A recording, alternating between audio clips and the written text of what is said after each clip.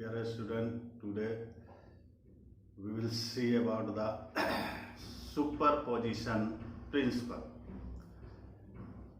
It is an application of Coulomb's law because in this principle we are using the Coulomb's law.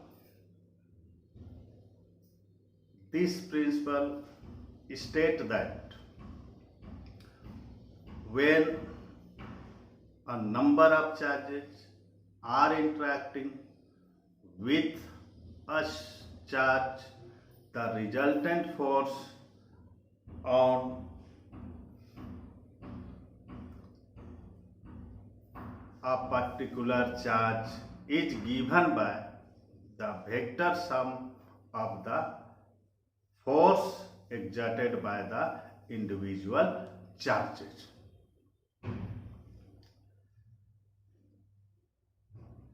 We are calculate each individual force between two charges using Coulomb's law.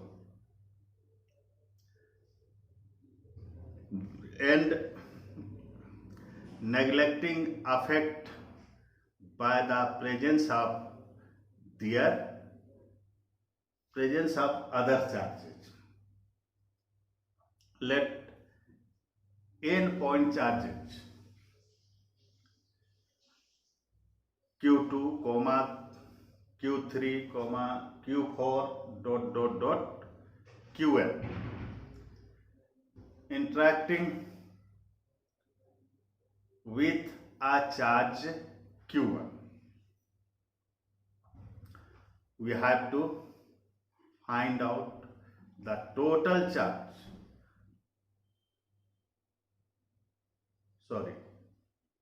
The total force on charge Q1 due to all other charges. If they exert force F12, F13, F14, ... F1n on charge Q1, then according to principle of superposition, total force on Q1 is the vector sum of all the forces exerted by the individual force. That is F equal to F12 plus F13 plus ... plus F1n. If the distance between the charge Q2 from Q1 be R12 and unit vector R21,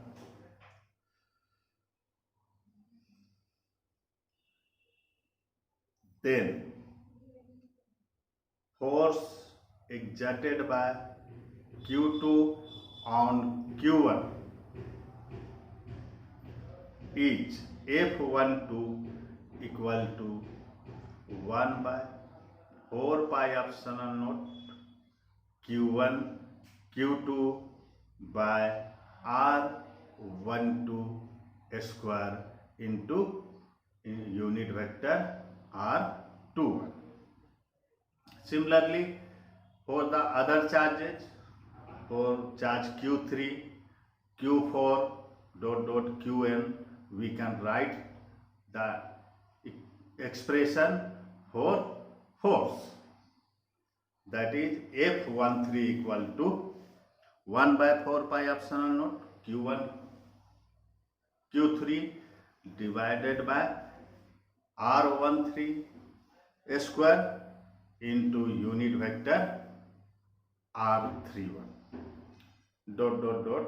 Similarly, you can write F1n equal to 1 by 4 pi epsilon naught Q1 Qn by R1n square into unit vector Rn1. Now we took the sum of all these forces,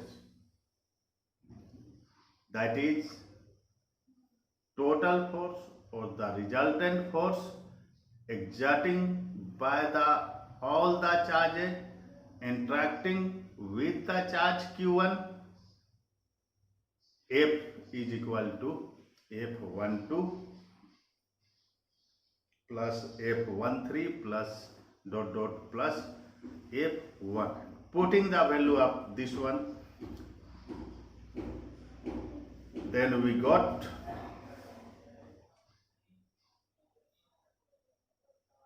Q1 F equal to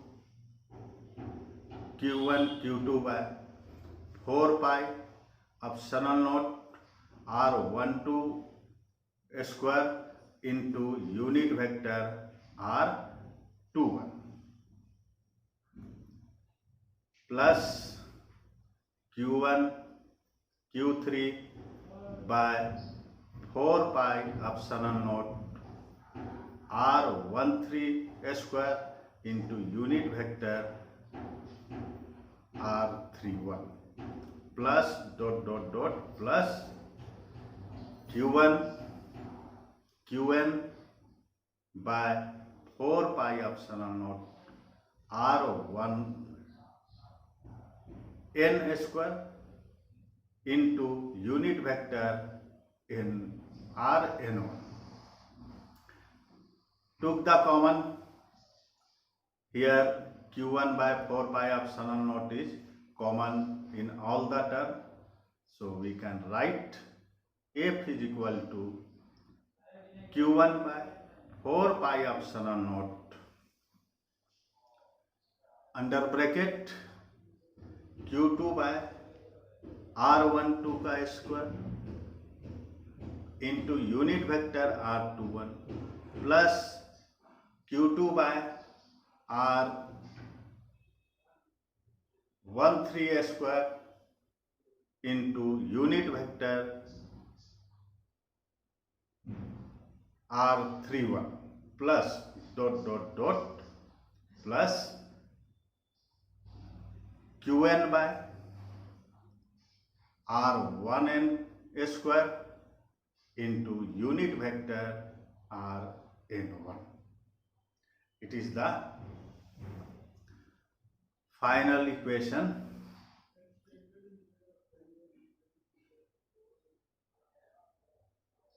of the resultant or total force exerted on Q1 by the number of charges which we taken Q2, Q3 dot dot Qn exerting a force on this charge. Now we start the another topic, continuous charge distribution. Here continuous means uniformly.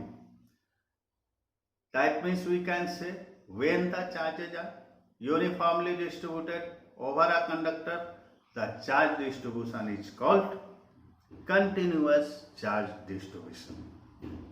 Or in another way, a system of closely spaced charges is said to form a continuous charge distribution. There are three types of charge distribution. First one is linear charge distribution. Second one is surface charge distribution. Third one is volume charge distribution. First we define the linear charge distribution. When the charge is distributed along a line or length the charge distribution is called linear charge distribution. For another, another word, we can say that when the charge is uniformly distributed among the length of the conductor or a body, then the charge distribution is called linear charge distribution. Related to this topic, linear charge density. So what is linear charge density? The charge per unit length is called linear charge density. It is represented by lambda. If a charge Q is uniformly distributed over length L of a straight rod, then linear charge density equal to lambda equal to Q by L. Its SI unit is coulomb per meter.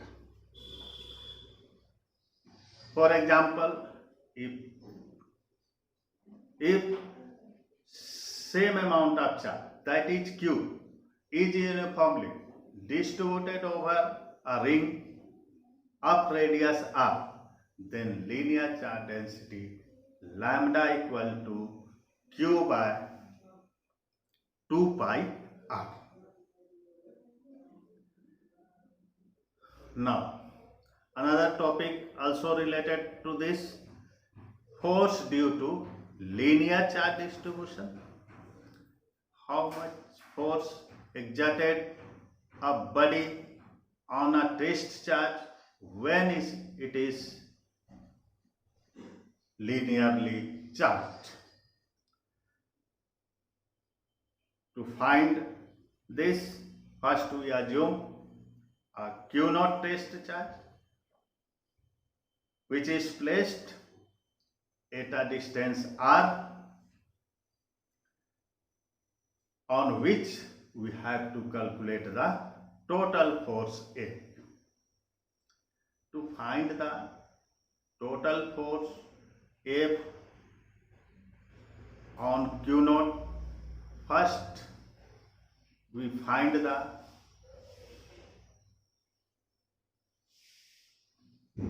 force due to the small element of the body. So we assume that dl is a small element of line of length L. The small amount of charge on this element is dq equal to lambda dl. Since we know that lambda is equal to dq by dl. Therefore, force on test charge Q0 is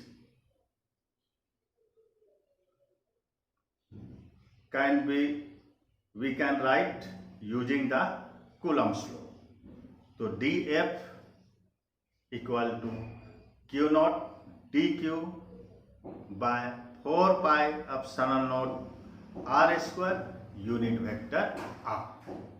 Now in this equation, putting the value of dq, then we got df equal to Q0 lambda dl by 4 pi epsilon naught r square unit vector r. This is the equation for the force exerted by a body of length L having the small element dl. Now, the total force, that means the length of the body L, how much amount of force exerting on the test charge Q0. To obtain the total force, we integrate the small force under the whole length. Therefore, we can write total force on Q0 is given by integration df equal to integration over length q naught lambda dl by 4 pi epsilon naught r square into unit vector r. This implies that the integration of df is f, so f equal to q naught by 4 pi epsilon naught integration over whole length lambda by r square unit vector r dl. It is the final equation of force due to the linear charge distribution or linear charge density. It's all for today. In the next class we can discuss about the another two charges distribution. It's all.